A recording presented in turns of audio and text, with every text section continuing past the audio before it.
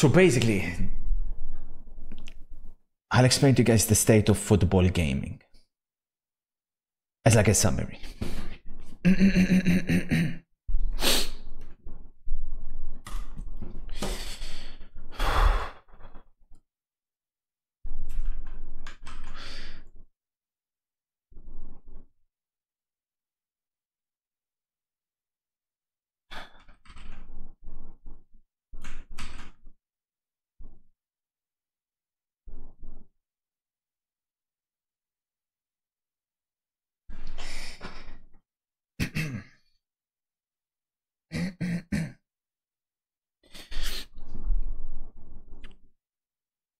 So you've got sim here.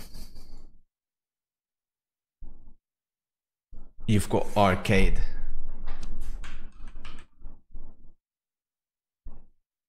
On the left hand side. And let's look at it like this. Basically, this is basically, what should we call it?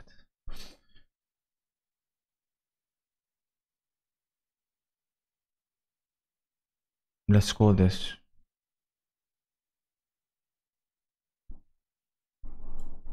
football. And let's call this let's call this chat. Some respect please, a video game developer is speaking, so some respect please. Like honestly, this stuff shouldn't even be for free. You never get this insight. Like how many streamers and developers that are both can do everything do you get to see on Twitch? I'm giving you guys insight that people will pay serious money for. So respect. Football, and let's call it, yeah, let's call this access football. Let's call it.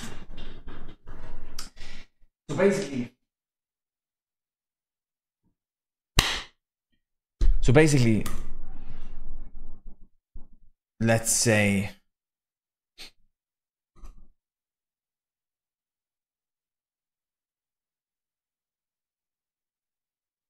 let's use green. So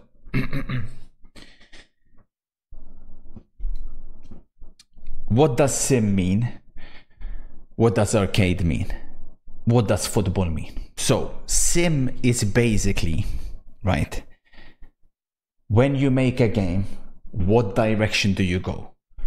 What is your intention? Is your intention to try, how much of it is to try and replicate the real life sport down to a T?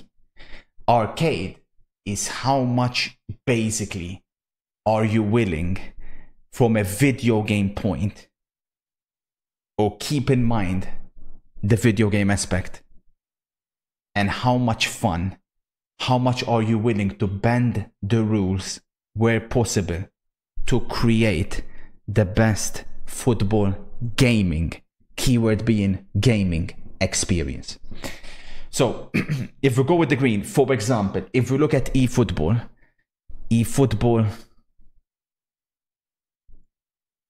are basically there, right? They're on the top right hand side in sim, and they also basically, and football means how much are they willing to stay true to the sport and respect it. How much are they willing to respect the sport of football?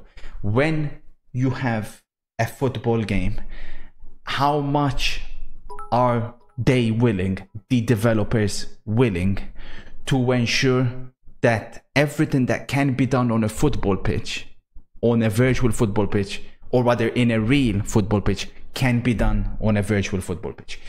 eFootball are basically in the top right hand side.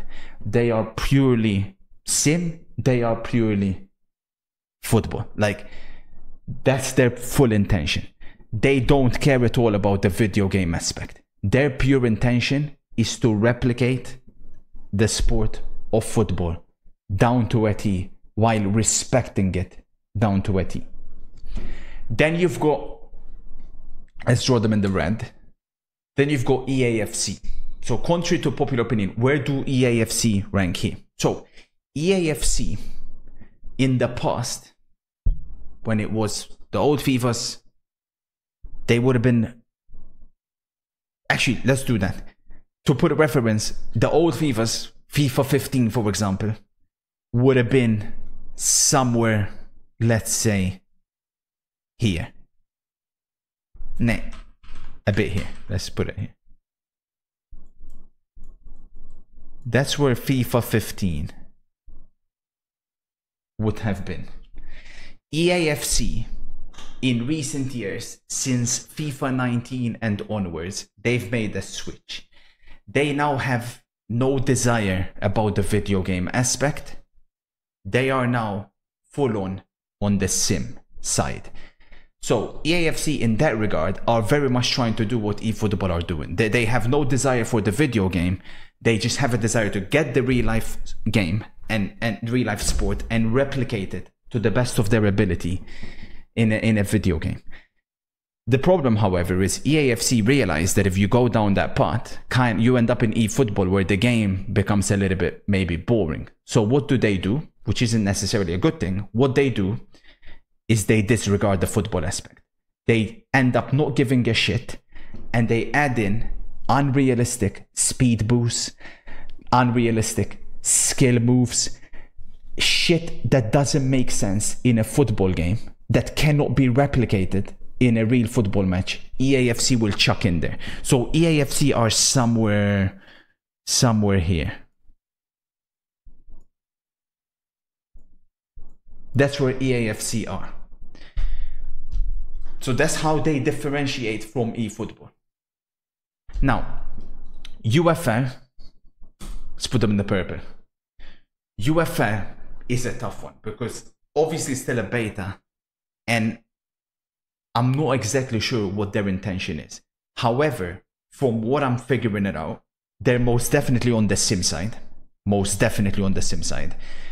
And it also seems like they're not really respecting the football that much.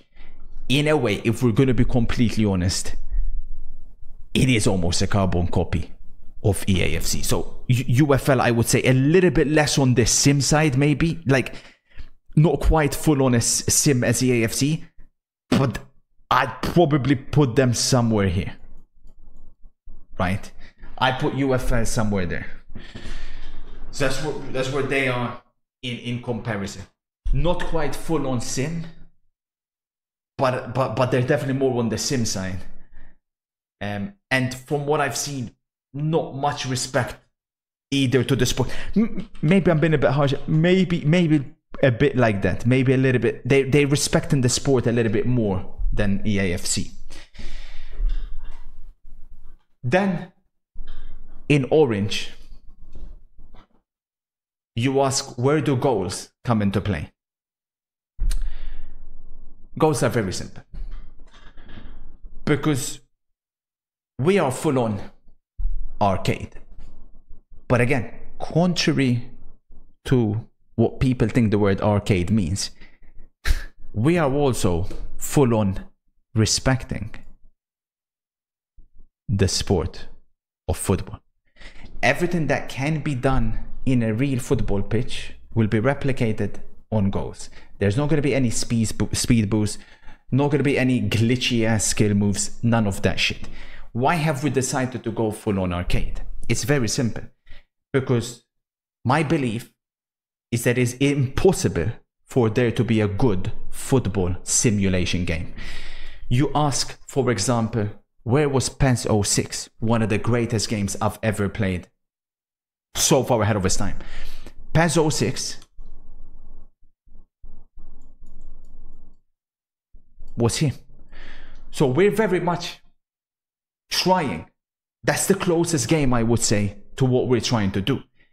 And how did PES lose the war against EA and FIFA?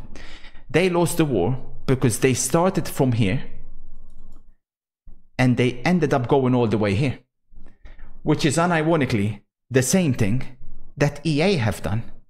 Having a little trim down there, are we? By going all the way from here. To be fair, maybe this is a bit harsh. I put them all the way here. I probably put FIFA 15 somewhere here. In hindsight, they're not all the way arcade, but they started all the way from here And now they've ended up all the way here. In simplicity's sake, the keyword that people forget about when you are making a football game is the keyword video game. You see, it's impossible to replicate the real sport.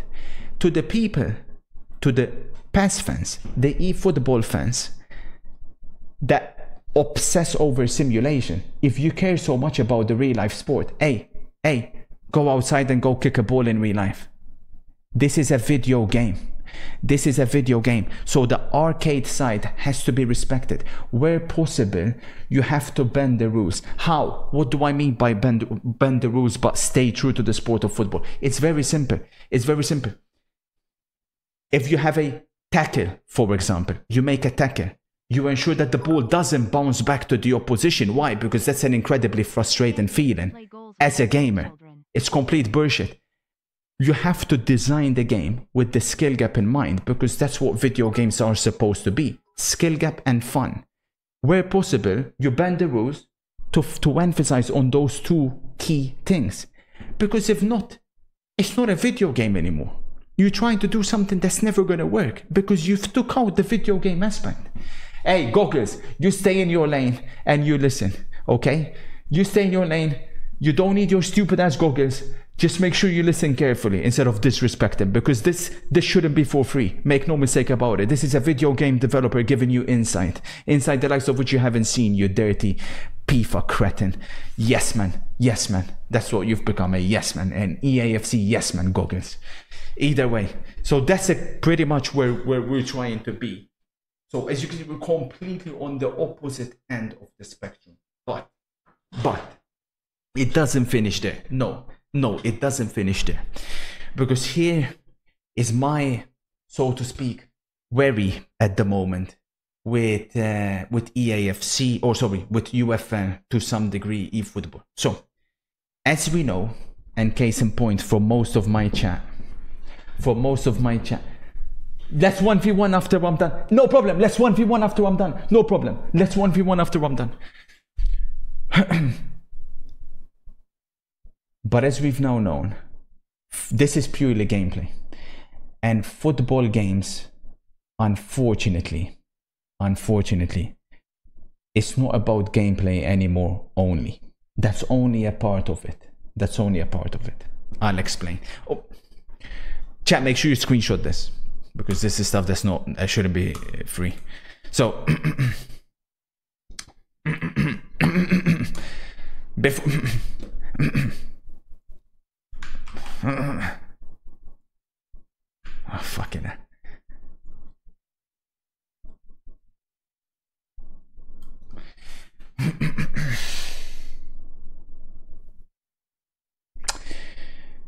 Unfortunately,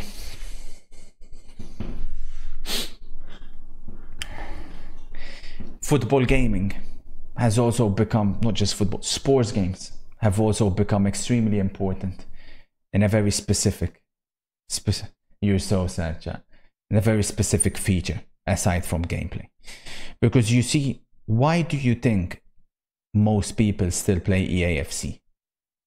Can't be because of the gameplay, right? There's no way anybody's sad enough to play the game because of the gameplay. Why is 90% of my chat still addicted to garbage? It's because these guys are addicted to opening packs. And this is where the next step comes in. So on this axis, we have content, which has become extremely important. Let's call it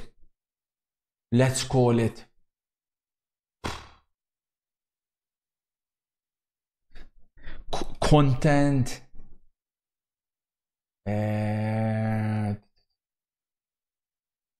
Let's call it purely content. Let's leave it content. Content on one axis. On the other axis is, because here's the key distinction, and listen to me very carefully. There's two types of content. There is content, but there is also what we call FC. What is FC? It's not EAFC. Forced content, and also what we call, let's put forced content here. forced content and the natural content. What is forced content? Forced content is content for the sake of releasing content.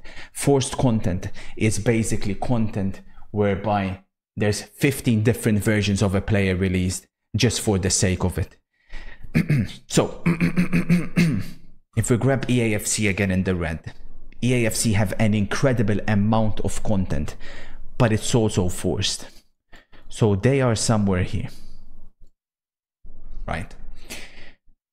Let's take a game like FIFA 17. Where was FIFA 17? FIFA 17 didn't have a large amount of content, for example, but its content was natural. And the natural, let's call it FIFA, fuck it, because it applies for almost all the old FIFAs. They had natural content, which is significantly better than forced. Now, eFootball, for example, eFootball probably lie somewhere, I don't know, somewhere here. No content whatsoever. Zero amount, basically zero. And I don't know if it's natural or forced. Sometimes it feels forced, sometimes we'll chuck it in the middle. We'll chuck it in the middle. Now, UFL. My worry is this. What I really, really, really like with UFL is that their content looks natural. You progress the players, it feels very natural. But the problem is, there's not going to be a large amount. I don't know exactly what I'm playing for with UFL. What is the long-term vision? What happens once I get the team I want? Then what? Skins, it's a decent concept, but it's not enough to replace packs. That's for sure. So with UFL, I would probably rank them somewhere here. Now, where is the dream scenario? Where you have to be is basically where goals is going to be.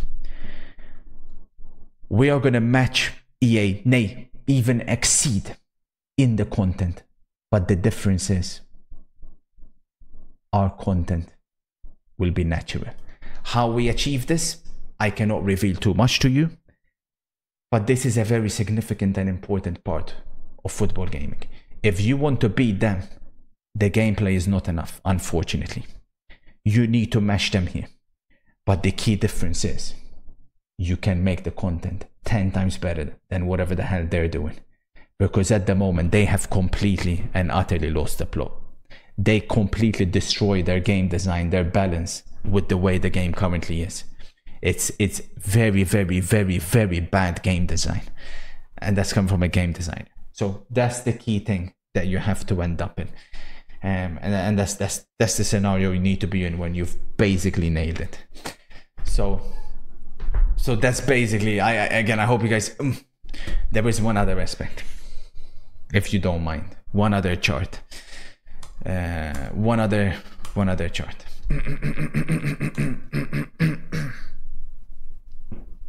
This one is very simple.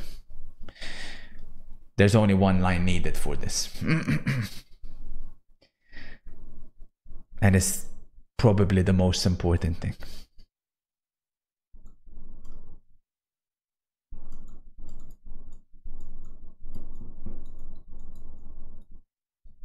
Responsiveness.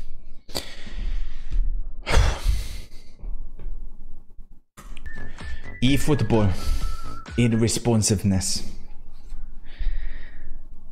If we're saying, remember this is scale, let's say 1 to 10. eFootball, I would probably rank somewhere here.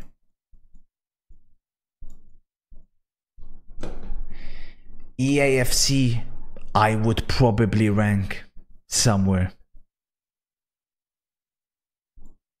here. UFL, I would rank somewhere here. Now I know where you're going with this. Goals. This is already something we have. Where does responsiveness come from? It comes from having a little trim down there, are we? Comes from netcode. We have already built our very own built-in netcode. So at the moment, we already lie somewhere here. You're like, how the people that have already played the game will testify for us, they will testify to. Responsiveness is the most important thing in video gaming, and in sports games it's just never been done right. Responsiveness, I also look at the likes of Rocket League, you know, CS. These are the games, and there's a reason why. There we go, Rossi confirms.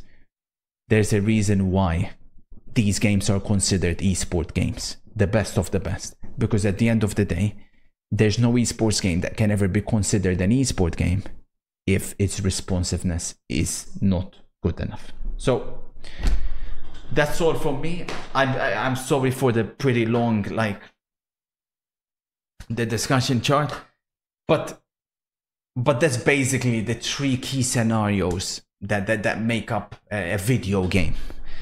And that was the insight that I wanted to give you guys. Thank you.